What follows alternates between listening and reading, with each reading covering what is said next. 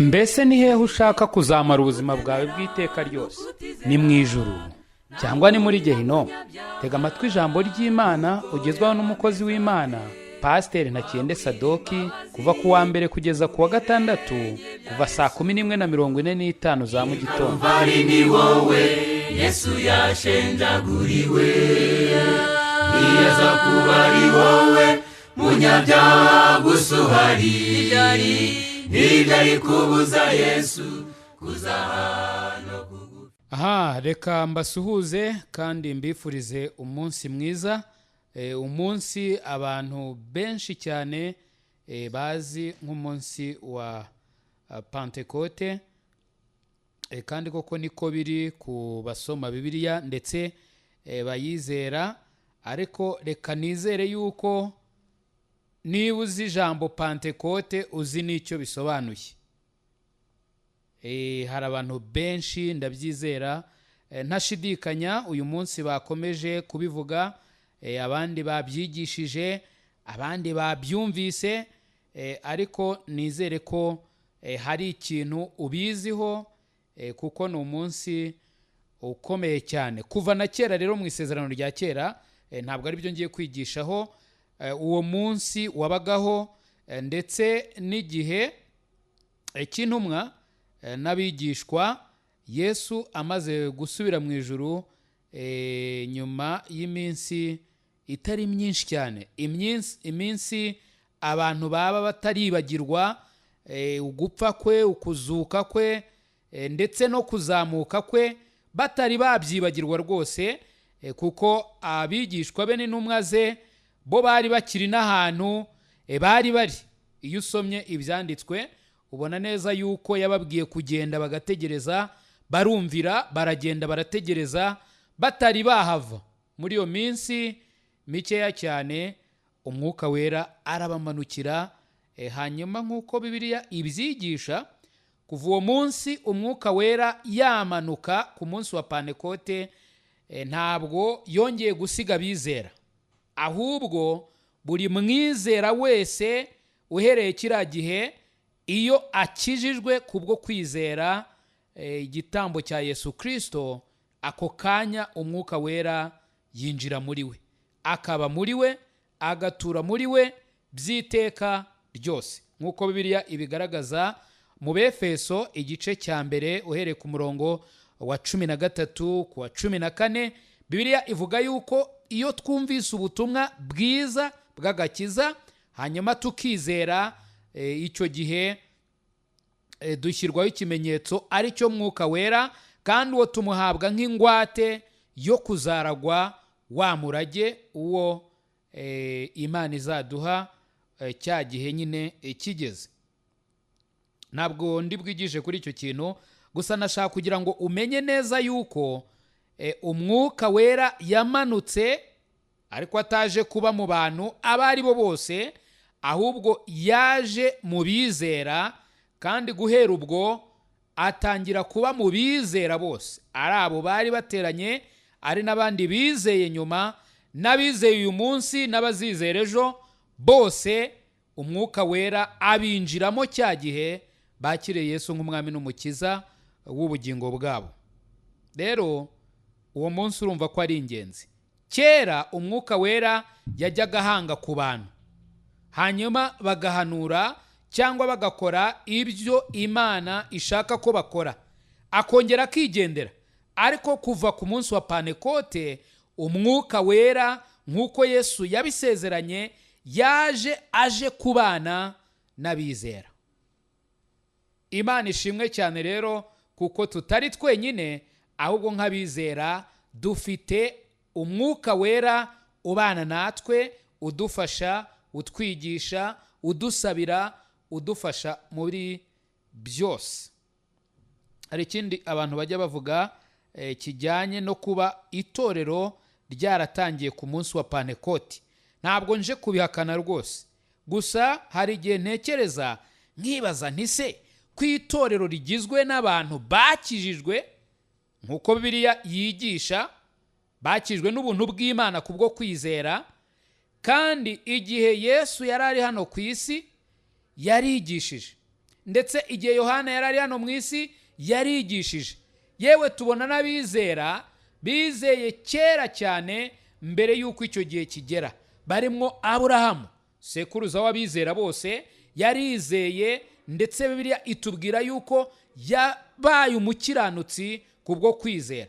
Noneho narangiza nkibaza nti ese koko niba Aburahamu yari umukiranutsi, niba Mose yari umukiranutsi, niba Adamu yari umukiranutsi, niba Nowa yari umukiranutsi, niba hari abera benshi cyane Bibiliya ivuga babayeho kandi ko babaye abakiranutsi kubwo kwizera, none ubwo ntibari abakristora? Wenda iryo jambo ryari ritaratangira gukoreshwa, ariko bari bakijijwe. Rero nkabona neza yuko itorero rya Kristo mu buryo bw'umwuka butagaragara ryariho na mbere, kuko bakijijwe bariho, kandi abo bakijijwe nibo ngingo z'itorero.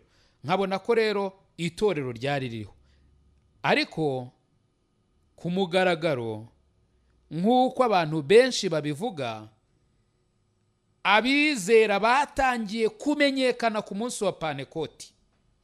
Nibwo abantu bavuze bati burya hari abantu koko bakijijwe kandi badafite isoni zo kwitwa abana b'Imana, badafite isoni zo guhamya urupfu, guhambwa no kuzuka kwa Kristo, badafite isoni zo kuvuga ko Yesu twabonye wo kwa Mariya ndetse na Yosefu, wa wundi wajyaga agenda tumureba rwose ari umuhungu, tukamubona amaze kuba umusore, ndetse turamuzi igihe yabambwaga.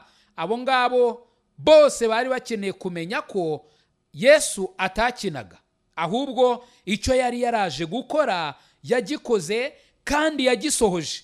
Yesu rero yaje aje gupfira itorero rye, kandi itorero yapfiriye hagombaga gusigara abahamya bo guhamya ko koko iryo torero rihari, kandi koko Yesu yaricunguye. Ni nayo mpamvu kuri uriya munsi habaye ikintu kidasanzwe, hanyuma isezerano ry'Imana rigasohora, abantu bose bakamenya neza yuko koko Yesu Kristo hari igikorwa yatangiye, kandi ko gikomeye, kandi ko kizakomeza, ndetse gifitanye isano n'urupfu rwe, guhambwa kwe no kuzuka kwe. Imana yacu ishimwe kubwo umunsi wa Pantecote. Imana yacu rero ni nziza kandi iradukunda, iduha byose mu ijambo ryayo, ariko Satani nawe ntabura kuzana bya fotokopi agashyira hariya, ku buryo uyu munsi abantu bazi yuko ngo kuva ari umunsi wa Pantecote bashobora kubatizwa ngo mu mwuka wera. Bashobora kubatizwa ngo mu mwuka wera, hanyuma bakavuga indimi. Uzasome neza ibyanditswe byera urebe icyabaye ku munsi wa Pantecote, hanyuma ugereranye n'ibyo uzabona. Nusanga bihura uzashima Imana, ariko nusanga bidahura uzamenye ko utari mu murongo w'Imana, ahubwo uri kunyura mu murongo w'abantu cyangwa se uwa Satani. Imana rero idufashe kandi Imana itugirire neza. Mbifurije umunsi mwiza wa Pantecote. Reka mbinginge noneho twigarukire mu cyigisho cyacu cy'uyu munsi. Uyu munsi turareba ku ngingo igira iti igihe cyo gukanguka kirasohoye. Abaroma igice cyaho cya 13 umurongo waho wa 11 turasoma tugeze ku wa 14. Abaroma igice cya 13 umurongo wa 11 kugeza ku wa 14. Ndababwiza ukuri yuko igihe ni ikintu akenshi abantu tudaha agaciro. Igihe ni ikintu by'umwihariko abirabura tutitaho. Umuntu rwose ni nkaho abavuga ati nta kibazo, ubwo bukeye buriya ningira icyo nkora ndi bugikore, ninanagikora nta kundi. Bukira bugacya, bukira bugacya, abantu bagasa nkaho batekereza ko bafite igihe kitagira iherezo. abantu baratekereza bakibwira bati jyewe rwose ubwo mbonye akanya ngiye gusinda ngezeyo rwose, nsinde nzinywe iz'amoko yose, nkora ibyo nshaka gukora, byaba ubusambanyi, byaba kwigomeka, umugore wanjye mutimbagure cyangwa se musuzugure, umugabo wanjye musuzugure, mbese bakumva ko bakwiye gukora ibyo bashaka byose. Bagatoteza abo bashaka gutoteza, bagasuzugura abo bashaka gusuzugura, bagakora ibyo bashaka gukora byose. Mu yandi magambo basa nkaho bibwira ngo igihe nikigera nkumva mbirambiwe nzabireka, cyangwa se ninumva nanabirambiwe nzabigumamo. Akenshi niba natekereza ko igihe kizabasiga, cyangwa se ko igihe gishobora kubatungura kigahindura ibyo batekerezaga, bo baba bumva nta kibazo rwose. Nyamara ntabwo bibuka ko igihe kirimo kubasiga. Igihe kirihuta cyane cyane kurusha uko ubitekereza. Nk'uko nari mbivuze, hari abantu bashukwa n'inzoga akibwira ati reka mbe ninywera niho nziboneye, reka mbe nikorera gutya nibwo naringiza amahirwe yo kubibona. Hanyuma mu gihe gito cyane, nubwo kenshi kiba atari gito, ahubwo kubera uburangare bw'abantu igihe kibanyuraho batabizi, hanyuma bajya kwibuka bakibuka igihe cyo cyabarinze cyageze kure, aho batagishobora kugira icyo baramira. Imana yacu idufashe, kandi Imana yacu itugirire neza, iduhishurira agaciro k'igihe. Igihe hari ibice bitatu bikigize. Hari igihe twita igihe cyashize, hari igihe twita igihe turimo, hari n'igihe kizaza.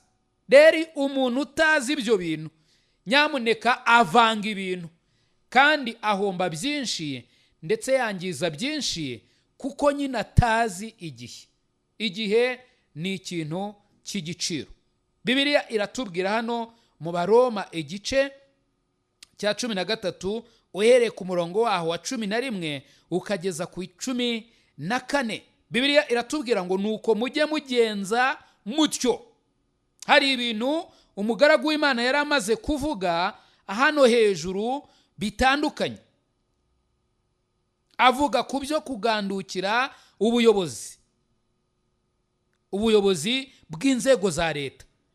Abizera bakwiye kugandukira ubuyobozi bw'inzego za leta. Njya ntangara cyane iyo abantu bavuga ko ari abakristo ariko bakabeshya leta, bagakora ibinyuranye n'ibyo leta ishaka. Imana itubabarire kandi Imana itugirire neza. Ndetse umugaragu w'Imana Pawulo avuga ku byerekeranye no gukundana.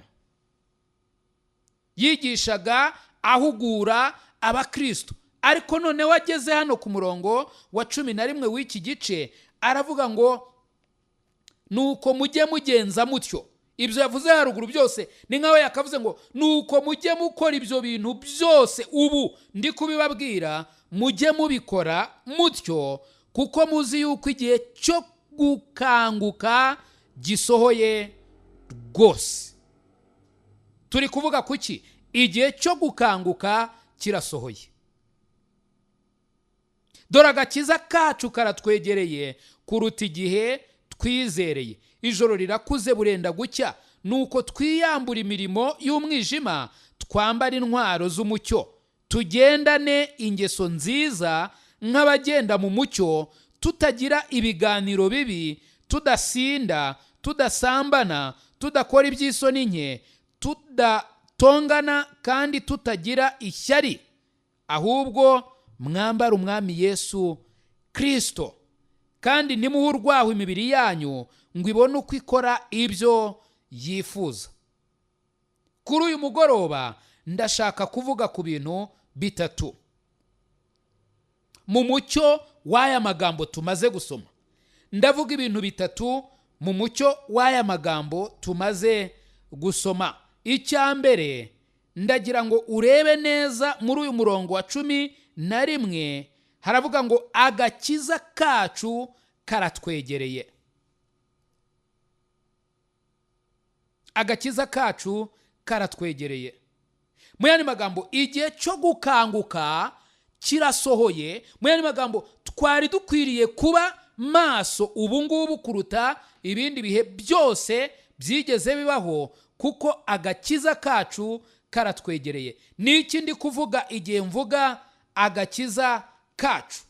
Abizeye Yesu Kristo nk'umwami n'umukiza w'ubugingo bwabo barakijijwe, bafite ubugingo buhoraho nk'uko Bibiliya ibyigisha, ndetse nk'uko Bibiliya ibivuga, amasezerano y'Imana bamaze kuba abaragwa b'ibyo asezeranya. Ariko hano icyo ndi kuvuga ni uko nubwo dukijijwe turi mu mubiri, turacyambaye umubiri, turacyarwara, turacyahura n'ibibazo, turacyahura n'ibiturushye, turacyafite intege nke, turacyameze, mu yandi magambo, turacyafite ibituzitira bitubuza kunezererwa agakiza kacu. Ni koko turanezerewe, ni koko turashima Imana, ariko turayishimira mu mvange y'imibabaro, mu mvange y'ibibazo, mu mvange y'ibintu bitugoye cyane. Ariko ndagira ngo urebe muri Yohana wa mbere igice cya 3 umurongo waho wa 2. Yohana wa mbere igice cya 3 umurongo waho wa 2. Bibiliya irambwira ngo, bakundwa, ubu turabana b'Imana, ariko uko tuzamera ntikurerekanwa. Icyakora icyo tuzi ni uko Yesu niyerekanwa tuzasa nawe, kuko tuzamureba uko ari.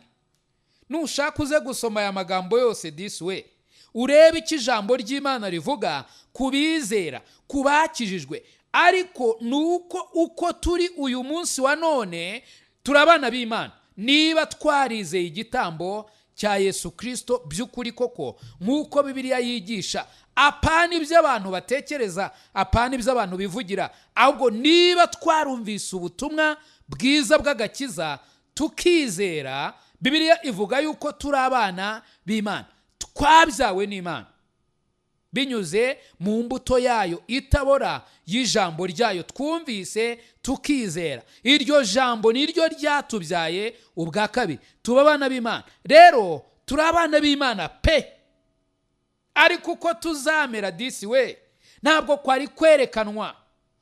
Hari abantu batubona bagakeka yuko turi nk'abandi bose, cyangwa se amagambo tuvuga ari ugupfa kwivugira, byo kwinezeza, byo kuvugavuga gutyo gusa. Nyamara ntabwo ariko biri. Uko tuzamera ntabwo kwari kwerekanwa, ariko hari umunsi kuzerekanwa. Imana yacu ishimwe cyane. Hari umunsi Yesu Kristo azongera akagaragara. Ubwo azagaragara rero, uko azaba asa natwe niko tuzasa. Bibiliya irambwiye ngo tuzamumenya, tuzamureba, tumumenye, tuzamureba tudatinya, tuzamureba dushize amanga, kandi ngo uko azaba asa niko tuzasa, kuko tuzamureba uko ari. Mana yacu ishimwe cyane. Abakorino ba mbere igice cya 15 umurongo waho wa 49. Abakorino ba mbere igice cyaho cya 15 umurongo waho wa 49. Paulo arimo yigisha muri iki gice by'umwihariko, yari arimo yigisha ibyo kuzuka, yari arimo yigisha umuzuko w'abera. Ntabwo ndi bubivugeho cyane, ariko ndagira ngo nkubwire ngo kimwe mu bintu bikomeye abizera bafitemwo ibyiringiro ni umuzuko w'abera. Ntabwo tuzapfa ngo tube dupfuye buheriheri, ahubwo nidupfa, ndavuga muri uyu mubiri, dufite ibyiringiro byo kuzazuka. Iyo azuye Yesu Kristo natwe izatuzura. Za mbaraga zamukuye mu bapfuye akagaragara, bikabonwa n'abantu benshi batandukanye, izo mbaraga natwe zizatuzura.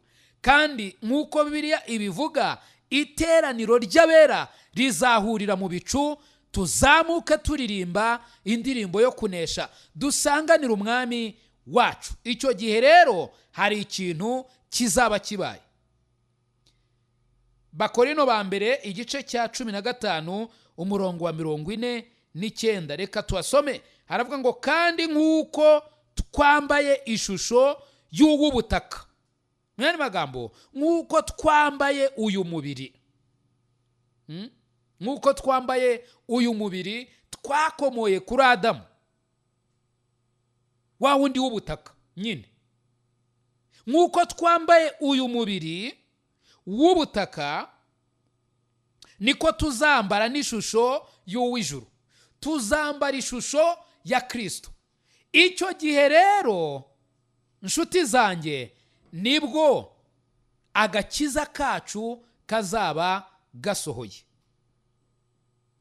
Mu Bafilipi igice cya 3 uhereye ku murongo wa 20 ukareba n'uwa 21, Bibiliya irambwira ngo, Abafilipi igice cyaho cya 3 umurongo wa 21 n'uwa 22, Bibiliya irambwira ngo, naho twebweho iwacu ni mu ijuru, niho dutegereje umukiza ko azava, ari we mwami Yesu Kristo, uzahindura uyu mubiri wo gucishwa bugufi kwacu, akawushushanya n'umubiri w'ubwiza bwe, kuko aba afite imbaraga zo kumubashisha kwigandurira byose.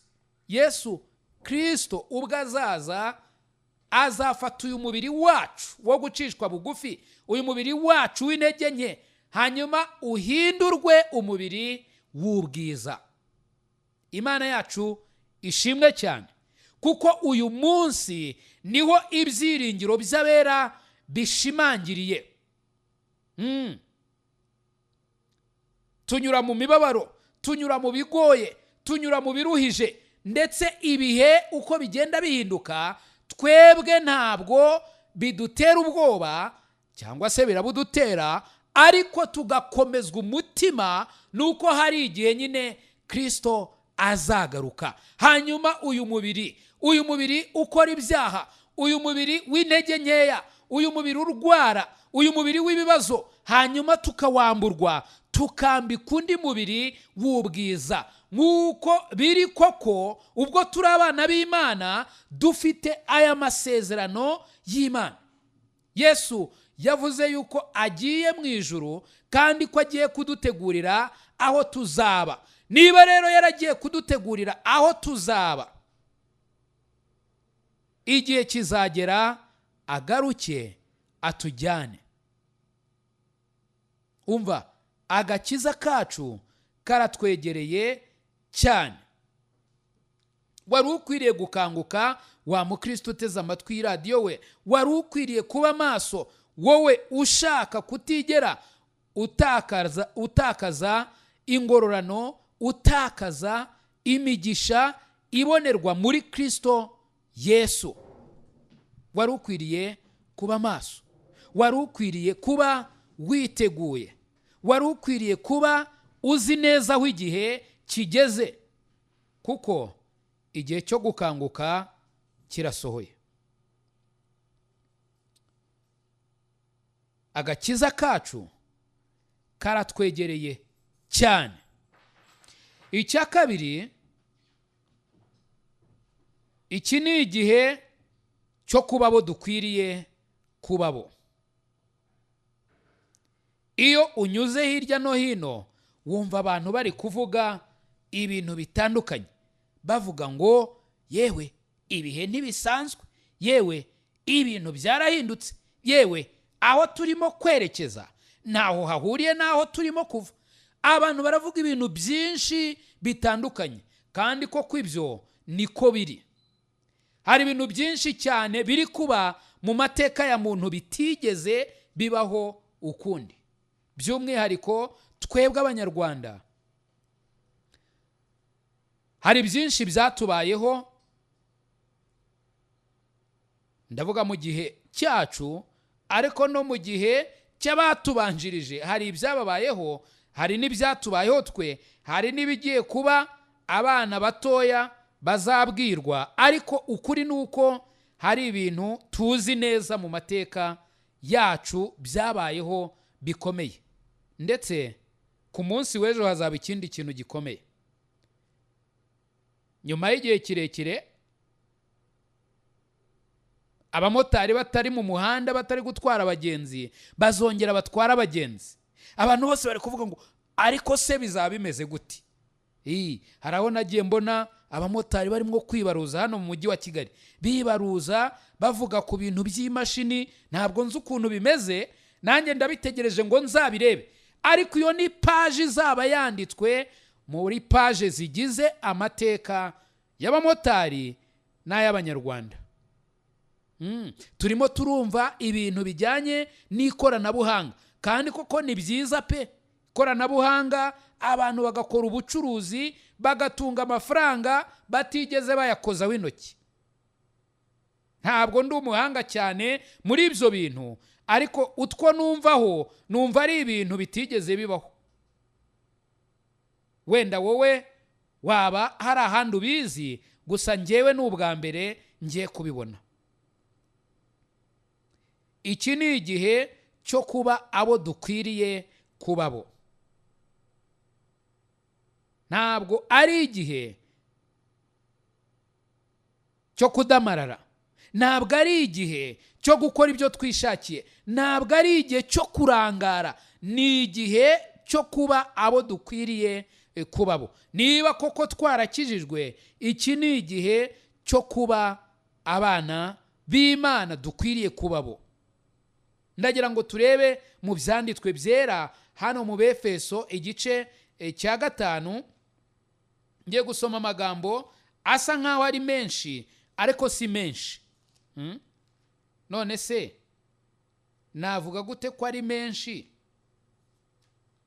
kandi Imana yarayaduhaye ngo tuyige, tuyamenye, tuyoborwe nayo, tugendere muri yo? Abefeso igice cya 5 uhereye ku murongo waho wa mbere. Ndayasoma gusa, ni amagambo yumvikana, arimo ibintu byinshi bitandukanye bitubwira uko twari dukwiriye kuba, uko twari dukwiye kugenda, mwene magambo uko twari dukwiriye kubaho ubuzima bwacu niba turi abakristo, niba twarabyawe ubwa kabiri. Ntabwo ndi kuvuga abanyedini, ndimo kuvuga ababyawe ubwa kabiri n'Imana nk'uko ijambo ryayo ribyigisha. Hano rero haratubwira yuko twari dukwiriye kugenda nk'abana b'Imana koko.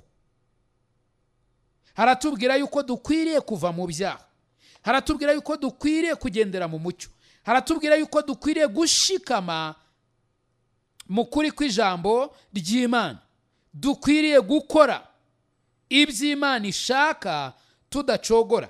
Haratubwira uko twari dukwiriye kubaho ubuzima bwacu. Kubera ikindi kuvuga aya magambo, nuko igihe cyo gukanguka gisohoye.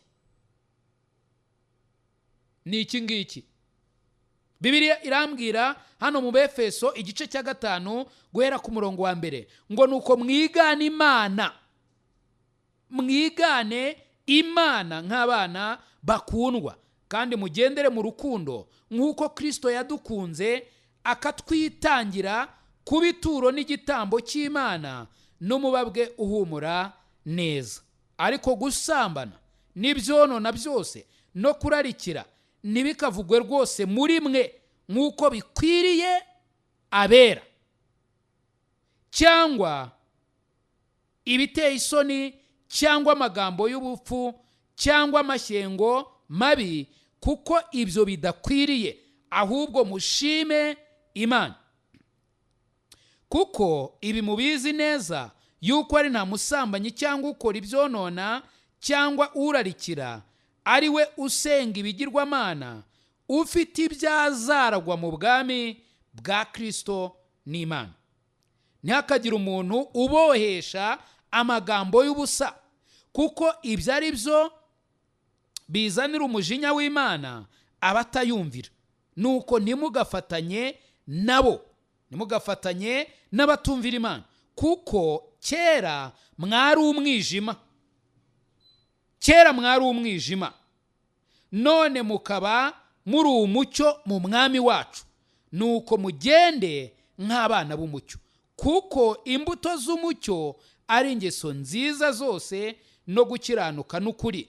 Mushakashake uko mwamenya ibyo umwami ashima, ntimukifatanye n'imirimo y'ab'umwijima itagira umumaro, ahubwo muyihane, kuko ibikorwa nabo rwihishwa biteye isoni no kubivuga. Ariko byose iyo bitangajwe n'umucyo, nabyo ubwabyo bihinduka umucyo, kuko ikimurikiwe n'umucyo cyose gihinduka umucyo. Nicyo gituma bivugwa ngo usinziriye we kanguka uzuke, Kristo abone uko akumurikira. Nuko mwirinde cyane uko mugenda, mutagenda nk'abatagira ubwenge, ahubwo mugende nk'abanyabwenge, mucunguze uburyo umwete. Mwene magambo hano icyo biri kuvuga, gucunguza uburyo umwete, ni ukumenya neza ko igihe ari gito, hanyuma ugakora ibyo ukwiriye gukora mbere y'uko kigusiga. Gucunguza uburyo umwete, kuko iminsi ari mibi. Iminsi si uko itukura cyangwa se ikaba yirabura, uretse ko gutukura cyangwa kwirabura sinzi ko byabivuze ko ari mibi. Icyo Bibiliya iri kuvuga hano ni uko iminsi ntabwo dushobora kuyiringira kwizatubana myinshi. Ntabwo twakwiringira ko dufite myinshi. Iminsi yacu ntabwo ari myinshi cyane. Twari dukwiriye rero gucunguza uburyo umwete, twari dukwiriye gukoresha igihe cyacu neza, hanyuma tukaba abo dukwiriye kuba bo uyu munsi wa none. Hari abakristo benshi bajya bayoba, bakibeshya, bakavuga bati reka nkore ibi ngibi, hanyuma ngire vuba vuba nihane ngaruke mu murongo. Ntabwo icyo ari igihe cyo gukina mwene iyo mikino. Ni igihe cyo kuba abo dukwiriye kuba bo. Ni igihe cyo kuba abo dukwiriye kuba bo. Hano muri Bibiliya, muri Timoteyo wa 2 igice cyaho cya 4 umurongo waho wa 6 ukugeza ku murongo wa 8, tuhabona ubuhamya bw'umugaragu w'Imana Pawulo, wari uzi neza igihe icyo ari cyo. Pawulo hari igihe cye yabayeho ari umunyedini, kandi igihe cye cyo kuba umunyedini birababaje, ariko navuga ko yagikoresheje neza, kuko yakoze ibijyanye n'ibyo yibwiraga mu mutima we, amaramaje rwose, ashishikaye n'imbaraga ze zose n'ubwenge bwe bwose n'umutima we wose. Yarabikoze ku buryo Pawulo azwi mu mateka y'uko yarenganyaga itorero. Icyo gihe yari ataraba Pawulo, yari Sawuli. Sawuli warenganyaga itorero, Sawuli wasomaga ibyanditswe, Sawuli wibwiraga yuko ari gukorera Imana. Ntabwo yari ari gukorera Imana, ariko byibura yari afite ishyaka ndetse yari afite kumaramaza mu mutima we. Ntabwo yari indyarya mu byo yari arimo, yabikoraga wese yivuye inyuma. Hanyuma Sawuli uyu nguyu aza guhura na Kristo igihe yari ari mu ubwo buyobe bwe, ariko mu by'ukuri akora ibyo akora n'umutima we wose. Ahura na Kristo, umucyo ngo uramukubita. Erega Kristo ni umucyo ukomeye cyane, umucyo uramukubita. Pawulo arazengerera yikubita hasi, hanyuma abaza umwami, kuko nta wundi yari gutekereza ko ari we, uretse ko yagombaga kwibwira ko ari umwami. Yesu ntabwo mwahura ngo umuyoberwe. Sawuli ahuye nawe yaramumenye. Amaze kumumenya, Sawuli yumva ko ari umwami Yesu. Sawuli arakizwa, arizera. Amaze kwizera ahindurirwa n'izina. Uwari Sawuli ahinduka Pawulo. Amaze kuba Pawulo agikizwa, yaragiye ntiyasubiye iwe mu rugo, ahubwo yaragiye ajya aho ari bwumvira ijambo ry'Imana. Abona amahugurwa ahagije, arabatizwa. Amaze kubatizwa ntabwo yatashye, yakomeje ajya guhamya uwo nguwo yamaze guhura nawe. Wa wundi wamumurikiye, wa wundi wamukozeho, wa wundi wamuhinduye, yahise agenda ubwo ajya kumuhamya. Iyo dusomye Bibiliya, by'umwihariko isezerano rishya, tubona ibintu byinshi Pawulo yanyuzemo, tubona ingorane nyinshi Pawulo yanyuzemo, ndetse twumva amagambo menshi Imana yavugiye mu kanwa ka Pawulo atubera inkomezi, adukomeza, atwereka neza urugero rwiza dukwiriye gufatira kuri Pawulo. Kandi Pawulo uyu nguyu igihe cye cy'ubukristo yabaye umukristo mwiza. Yabaye umukristo mwiza. Ari nayo mpamvu aho twari tubabwiye gusoma muri Petero wa 2 igice cya 4 umurongo waho wa 6 kugeza ku wa 8, tubona amagambo yavuye mu kanwa ka Pawulo ku iherezo ry'ubuzima bwe. Yaranabizi disi we, ntabwo yatunguwe, yarabizi. Yararebaga neza, akamenya neza aho yaturutse, akamenya aho ageze. Ndetse iki gihe noneho by'umwihariko yarazi neza ko igihe cye cyo kuba muri uyu mubiri kirangiye. Nuko aravuga ngo kuko jyeweho maze kumera nk'ibisukwa ku gicaniro, igihe cyo kugenda kwanjye kirasohoye. Akwira ijambo wariciyeho akarongo. Igihe cyo kugenda kwanjye kwa Pawulo kirasohoye. Narwanye intambara nziza.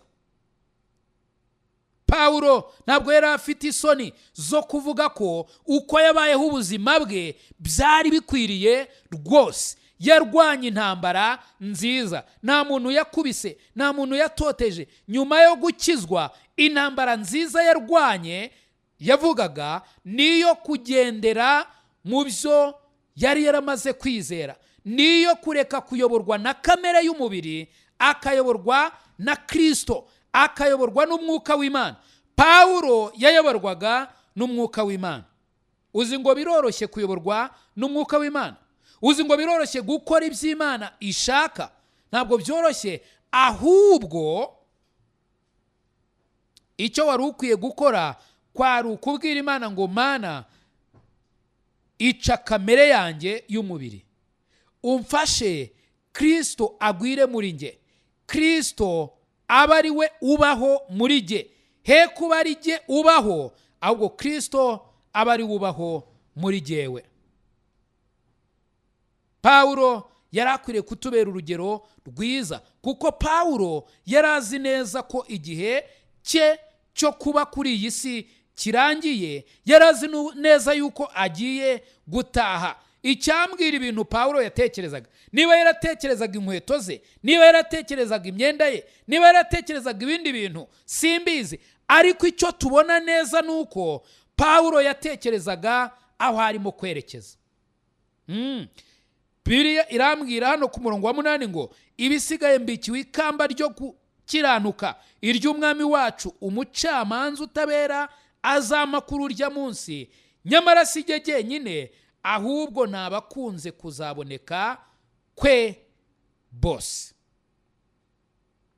Yari atumbiriye aho yari arimo kwerekeza, yarebaga mu ijuru aho yari arimo kujya. Ntabwo yari agifite amaso ye ku by'isi, kuko yari azi neza yuko igihe cye kirangiye. Reka nkwibarize inshuti yanjye, niba uri umukristo ukaba usoma ijambo ry'Imana, mbese igihe kigeze hehe? Icya gatatu, hari ikintu abantu benshi bajya bavuga, kandi iki kintu ni ukuri koko. baravuga ngo mbere y'igihe si igihe na nyuma y'igihe ntabwo ari igihe.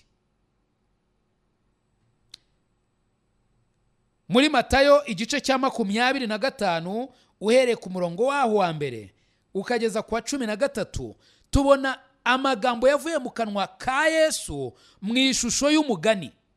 Aca umugani ari kubwira abantu ibijyanye n'ubwami bw'Imana. Arimo ababwira kuri uwo munsi uko bizamera, maze abaha ifoto imeze gutya. Ababwira ukuntu hari abakobwa 10 bahagurutse. Iyo bahagurutse baragenda ngo bagiye gusanganira umukwe, ariko 5 muri bo bari abapfu, abandi 5 bari abanyabwenge. 5 rero bari abanyabwenge. Mbere yuko bahagurutse babanje kwitegura, bitegura ibisabwa byose. Baravuga bati umukwe yaza ku manywa, yaza nijoro, yaza dusinziriye, yaza turi maso, aho azazira nirazima, ibisabwa byose turabyujuje ngo tuzamubone. Ariko abapfu bo ntago biriwe bita kuri ibyo. Bakibwirwa ngo nukujya gutaha ubukwe, bakibwirwa ngo nukujya gusanganira umukwe, barahuruye batiriwe bareba neza niba bafite ibyo basabwa byose. Hanyuma ikintu nashakaga kurasaho niki,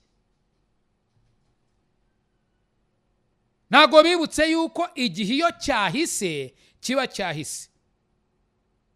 Umukwe aje, abanyabwenge bacanye amatabaza yabo, binjiranye nawe. Abapfu bagiye gushaka amavuta ngo aho bayaboneye baje, ntago bari bakemerewe kwinjira. Byari byarangiye. Ndakwinginga nshuti yanjye ngo umenye neza yuko igihe cyo gukizwa ari uyu munsi. Igihe cyo gukorera Imana ni uyu munsi, nta nubwo ari ejo, ni aka kanya. Ndakwinginze ngo ugenzure neza ibitameze neza uyu mwanya, ubyiteho. Erega abasoma Bibiliya, abizera Bibiliya barabizi neza yuko nta gihe kinini gisigaye ngo ibyo umwami Yesu yavuze bisohore byose uko bingana. Ntabwo ndimo kugutera ubwoba, ahubwo ndi kukubwira neza yuko iby'Imana yavuze mu ijambo ryayo bizasohora. Igihe kirimo kiriruka, igihe kirimo kirahita vuba, ndetse igihe icyo ari cyo cyose dushobora kumva ryajwi. Rimwe rivuga ngo uwanduye nagumye yandure, uwera nawe nagumye yere. Icyamugatekereza ku cyo wakora uramutse wumvise iryo jwi kano kanya. Mugaragu w'Imana Mose muri Zaburi ya 90 yavuze amagambo arimo asenga. Yitegereje ubuzima bw'Abisirayeli, arangije abona Imana rwose ijya ibahindura umukungugu. Abantu bameze nk'uburabyo, babaho akanya gatoya, kuko Imana iyo ibishatse, yewe nta nubwo ari ibishatse ahubwo niko bimeze, kubera ingaruka z'ibyaha byacu tugenda nk'ibicu. Ibicu ujya kubona ukabona biraje gahoro gahoro, ukabona biragiye. Tumeze nk'indabyo, mu gitondo ubona zarabyije, zimeze neza, zitoshye, ariko mu mugoroba wajya kubona ukabona zumye. Abantu ubuzima bwacu niko bumeze, nubwo akanya gatoya. Turishuka tugatekereza yuko dufite igihe kirekire cyane, nyamara ntabwo ariko bimeze. Dore umugaragu w'Imana Mose uko yavuze muri Zaburi ya 90 umurongo waho wa 12, yaravuze ngo utwigishe kubara iminsi yacu, uburyo butuma dutunga imitima y'ubwenge. Utwigishe kubara iminsi yacu, uburyo butuma dutunga imitima y'ubwenge. Zaburi ya 39 umurongo waho wa 5, ngo Uwiteka umenyeshe iherezo ryanjye n'urugero rw'iminsi yanjye, menye ko ndi igikenya. Igikenya ni umunyabyaha. Urumva, aya ni amagambo yavuye mu kanwa k'umugabo Imana yishimiraga witwa Dawidi. Yari azi neza yuko atazabaho iteka n'iteka ari mu mubiri. Niyo mpamvu yasenze avuga ngo Mana umenyeshe iherezo ryanjye n'urugero rw'iminsi yanjye. Donc iminsi yanjye ntago ari myinshi cyane, yewe nitungaye, umbwire iyo ari yo. Mana ufashe ubwoko bwawe, abitirirwa izina ryawe, bamenye neza yuko igihe cyo gukanguka gisohoye rwose. Be kurangara, be kuba mu bitagira umumaro, be kuba mu bintu bidafite aho bihuriye n'iteka ryose, ahubwo udukangurire kumenya no kwita ku iherezo ryacu. Uri mwiza, ni nayo mpamvu waduhaye ibyanditswe byera kugira ngo tumenye neza uko dukwiriye kugenda. Mana utwibutse igihe cyashize, utwereke igihe turimo, utwereke n'igihe kiri hano hirya gato kirimo kuza kidusanga, maze bidutere kuba maso, bidutere gushaka mu maso hawe. Urakoze kuri mwiza, kandi kugiye gukorera byose kwihesha icyubahiro. Tubyambaje twizeye mu izina rya Yesu Kristo umwami wacu, amen.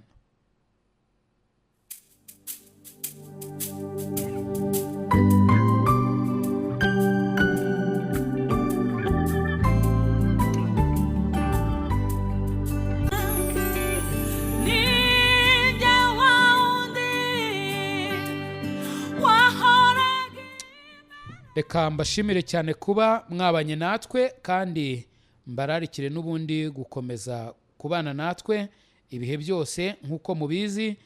Kandi ushatse kugira ikibazo watubaza, cyangwa se icyifuzo cyo gusengera n'ibindi ibyo ari byo byose, waduhamagara kuri 0783001646. Iyo niyo nimero waduhamagaraho, hanyuma tukabasha kugufasha nk'uko Imana izadufasha kugufasha. Mugira amahoro y'Imana. Mwari kumwe na Pasiteri Ntakende Sadock. I Calvary ni wowe Yesu yashenjaguriwe. Nshuti mukundwa, mbese aho izina ryawe ryanditswe mu gitabo cy'ubugingo? Ese impanda ivuze, Yesu agarutse nonaha? Cyangwa uramutse uvuye mu mubiri, wizeye neza 100% ko wajya mu ijuru? Ndakwinginga ngo uyu munsi utekereze ku iherezo ryawe, maze ufate umwanzuro uruta iyindi. Imana iragukunda, kandi Yesu aragutegereje. Ngwino, tebuka guha agakiza, akuruhura umutwaro w'ubwoba, aguha amahoro, umunezero n'ibyiringiro byuzuye byo mu mutima. Ukeneye ubundi bufasha, waduhamagara kuri izi nimero 0783001646. Imana iguhe umugisha. Kuza hano kugupfira, niwaburira imbabazi ku birenge bya Yesu. Niwaburira imbabazi ku birenge bya Yesu.